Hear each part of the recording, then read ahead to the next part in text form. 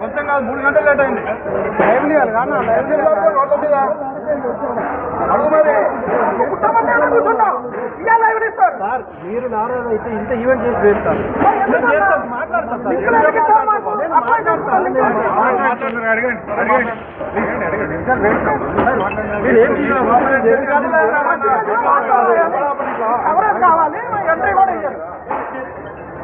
ఎవడాపని 3 గంటలు ఏ ఈవెంట్ కూడా ఆడ అసలు పట్టించుకుంటలేడు. నా మీడియా అంటే కూడా అయితే పని ఉండండి అంటున్నాడు.